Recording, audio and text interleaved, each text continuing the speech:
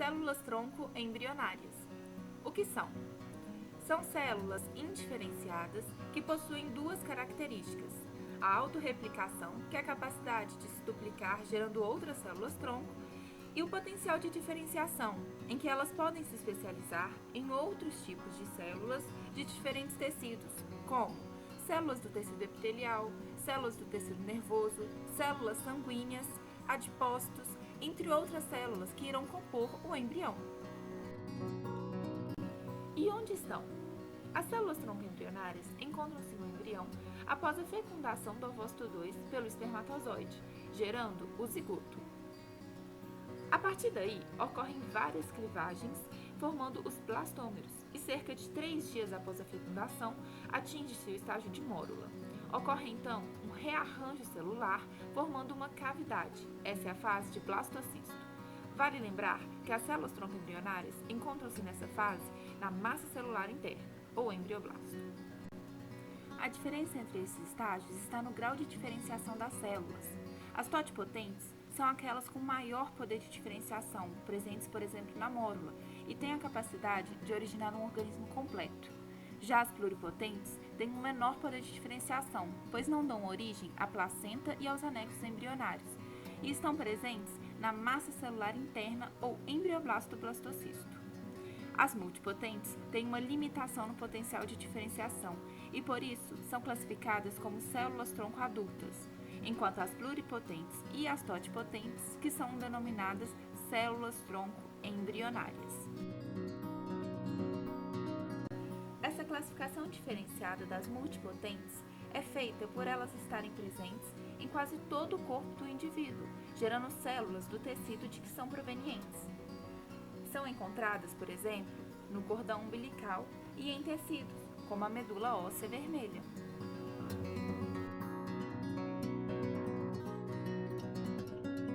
Para que servem? As células totipotentes presentes na mórula sofrem uma diferenciação em 2 tipos de células: as pluripotentes, presentes no embrioblasto, e as do trofoblasto. Essas células do embrioblasto que darão origem aos folhetos embrionários. Assim, aproximadamente na 3ª semana do desenvolvimento embrionário, o embrioblasto se diferencia nesses 3 folhetos. Endoderma irá dar origem, por exemplo, ao revestimento epitelial do trato respiratório e gastrointestinal.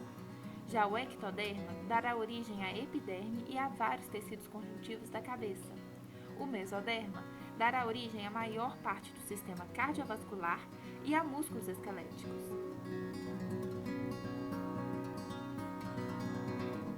Juntos, esses 3 folhetos embrionários darão origem a todos os órgãos e tecidos do embrião. E para que vocês acham que as células-tronco embrionárias também poderiam ser usadas?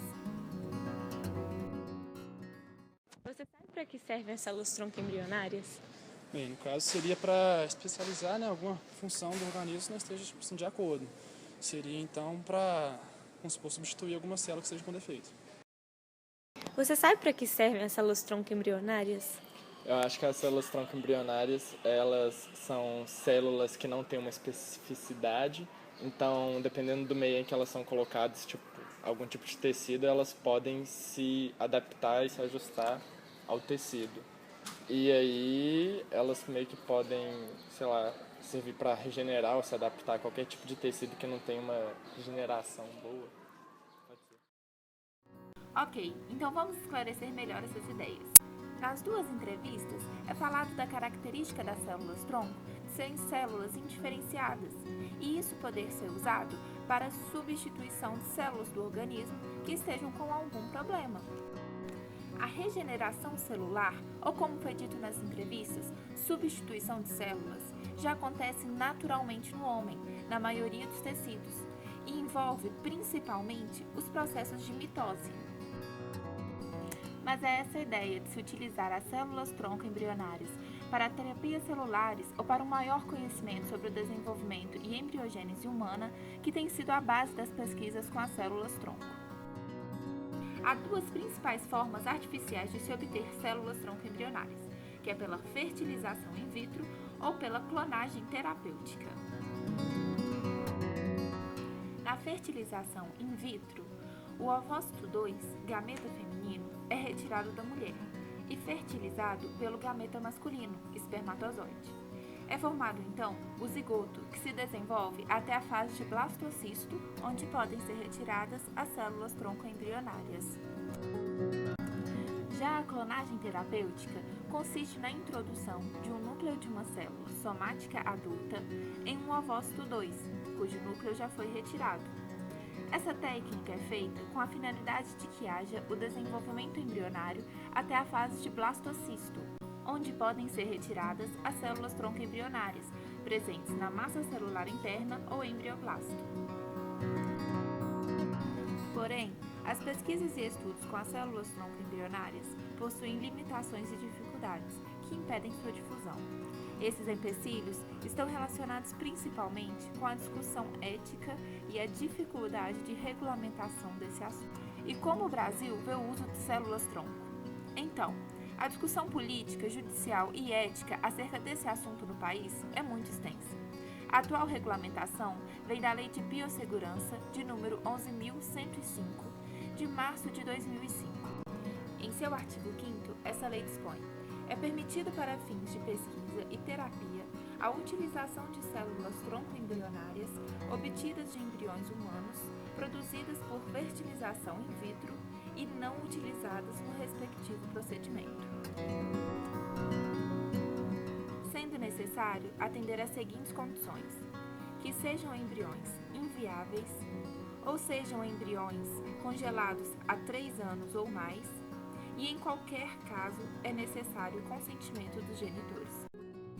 Apesar da regulamentação, muito se discute sobre as questões éticas quanto ao uso de células tronco embrionárias. Há teorias de que a vida se inicia logo após a fecundação, e dessa forma, o zigoto, a mórula e o blastocisto, que são fontes de células tronco embrionárias, já seriam seres vivos, e sua utilização seria uma forma de assassinato. Assim, podemos perceber a importância das células tronco embrionárias, sendo essenciais para o desenvolvimento embrionário humano e possibilitando uma enorme quantidade de informações para o conhecimento a partir de pesquisas e estudos sobre elas. Vale lembrar que as questões éticas também são relevantes e devem ser consideradas na discussão do assunto.